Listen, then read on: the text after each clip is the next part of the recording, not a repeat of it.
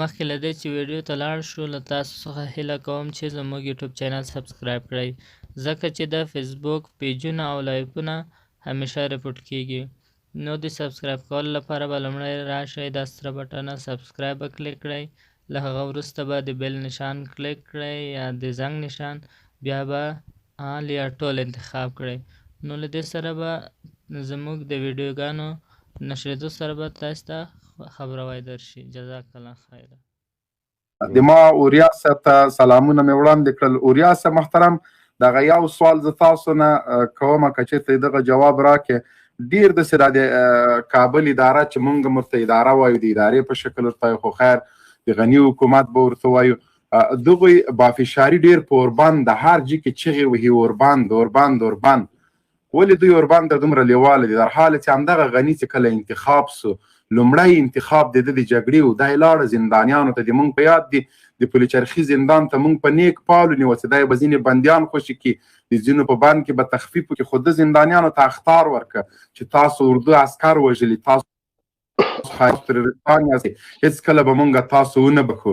لومړی خبره د ده په جنګ باندې شروع سو او همیش دپاره طالبانو ته اخطارونه ورکول خو کله چې دی پوه شو بیا د طالبانو ادرس ترې نه ورک کړو اوس چې د طالبانو ادرس نه تنها چې امریکا ټولې نړۍ د طالبانو ادرس پیدا کړی اوس هم له غني نه ادرس ورک ده د اوربند چغې وهي بل حل لاره نشته په دیموکراسۍ بافشاري دا په څه معنا باندې ولې دوی اوربند ته دومره لیواله دي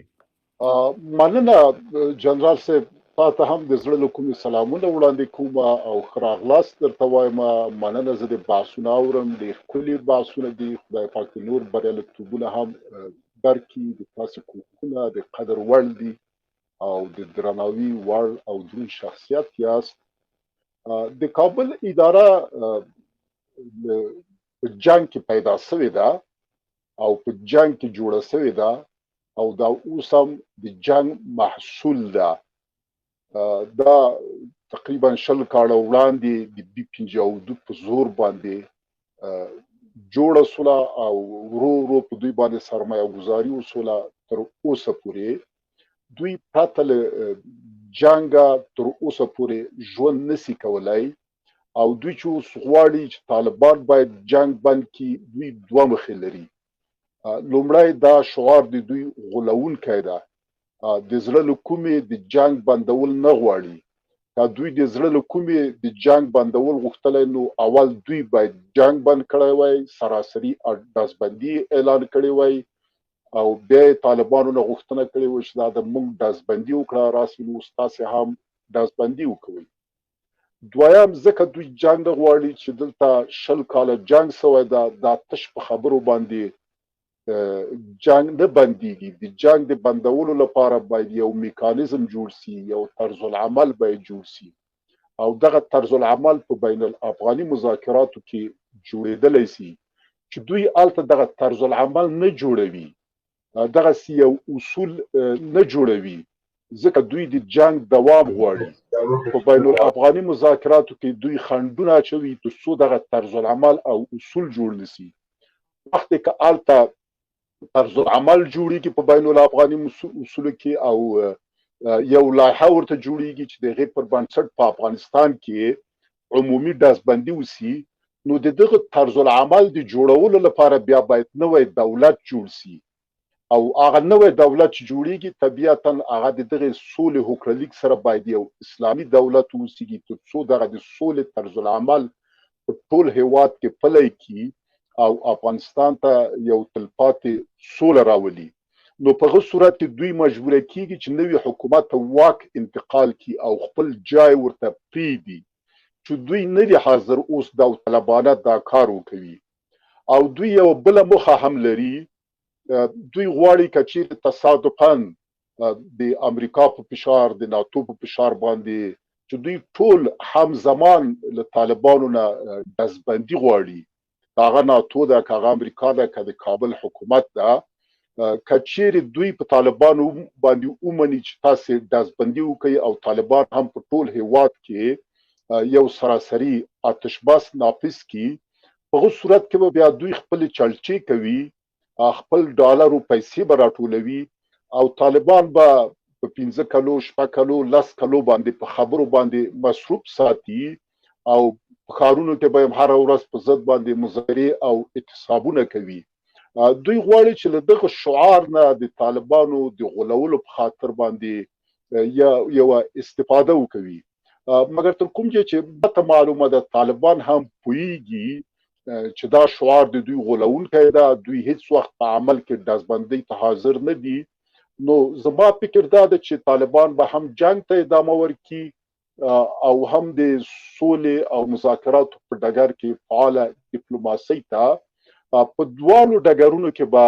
د دوه متقابلو تکتیکونو په واسطه باندې د خپل موخو د عملي کولو لپاره چې هماغه لوي خو بهرني ځواکونه باید وزي او له بل خوا یو اسلامي دولت باید دلته استقرار عمومي کار واخلي او ګامونه وچت کی او دغه دواړه تکتیکونه هم جنگ او هم مذاکرات دواړه هم زبان طالبان استعمالوي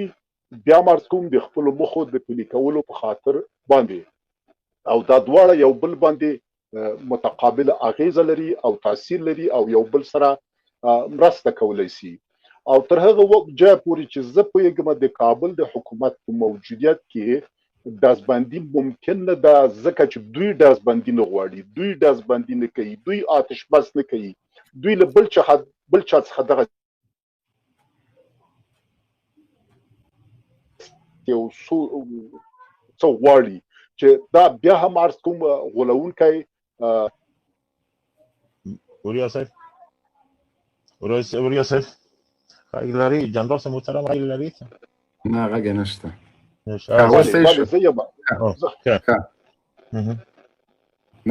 اوریا صاحب محترم یو بل شي تاسو توجه په نظر باندې څلور ورځې وروسته د امریکا حکومت بدلیږي، کابینه بدلیږي، دفاع وزارت ټول هر څه ټول ارګانونه نوي حکومت ته سپارل کیږي. باندې امریکا نوی حکومت ته د ټرمپ دغه تړون ته د امریکا او د طالبانو د تړون ته ژمن پاتې شي، ځکه ضد نقیض د امریکایانو د ناټو خبره د ناټو عمومي قماندان کله وایي چې موږ له افغانستان نه نوځو، کله دغه وتل په شرایطو پورې تړي. څلور میاشتې وروسته ټاکلی ضرب الاجل د امریکا خارجیانو سره دا پای ته رسیږي. که چېرته خارجیان ونه وځي د مشکل به حل حاله به پیدا نه شي. ستاسو په نظر نوی حکومت به دې تړون ته ژمن پاتې شي؟ مننه، ډېر ښه سوال ده. کله چې بایډن د دوی په اصطلاح سوګند یادوي د دوی له مراسمو سره سم په سبا باندې به دا 12 اجرایوي فرمانونه نافذ کړي چې دا به ډېر مهم فرمانونه وي او د خپل کار په لاس لومړنیو ورځو کې به دا هم په کورني او بهرني سیاست کې ډېر مهم تصمیمونه ونیسي. اما شی چې معلوم ده چې یو شی چې د جو بایدن او ترامپ تر مابین شریک ده هغه د افغانستان مسله او موضوع ده او هغه د قطر د سولې هوکړلیک ده چې هم جو بایدن ورسره موافق ده او هم ترامپ موافق ده. او بل شی چې ډیر مهم ده طالبانو دغه د سولې هوکړلیک له ترامپ سره نه د امضا کړی، هغوی د امریکا له حکومت او دولت سره امضا کړی ده او دولت د امریکا پر ځای ده، حکومت پر ځای ده. په ټول ځواک سره به بایدن د دغه تړون د عملي کولو لپاره ګامونه اوچت کړي او دې ته به ژمن پاتې شي. تا یو کوچنی احتمال ونیسو چې که خدای ناخواسته بایدن کوشش وکړي چې دا تړون مات کړي او د کابل د حکومت غوښتنو ته مثبت جواب ورکړي، ووایي چې دلته یو څه ځواکونه په افغانستان کې پرېږدمه، دوی ته شرایط مساعد نه دي. په دننه هیواد کې به د افغان ولس له یو ځواکمن عکس العمل سره مخ شي او د سیمې او هیوادونو په کچه به هغه لکه روسیه ده، د منځنۍ اسیا هیوادونه دي، چین ده، پاکستان ده، ایران ده او داسې نور هیوادونه، دا ټول به د امریکا په مخالفت باندې ودرېږي او دا ټول به له طالبانو سره مرسته کوي. نو د بایدن لپاره نه د افغانستان ملي شرایط مساعد دي او نه د سیمې شرایط او نه هم نړیوال شرایط. او که چیرته بایدن داسې کار کوي دا په دې معنی ده چې امریکا خودکشي کوي او ځان وژني او زه فکر کوم چې امریکا به ځان وژنو ته تیاری ونه لري او دوی به د سولې همدغه هوکړلیک ګام په ګام عملي کړي او له افغانستانه به خپل ټول ځواکونه وباسي. نه قدرمن الله مو عزت وکړه. وریا صاحب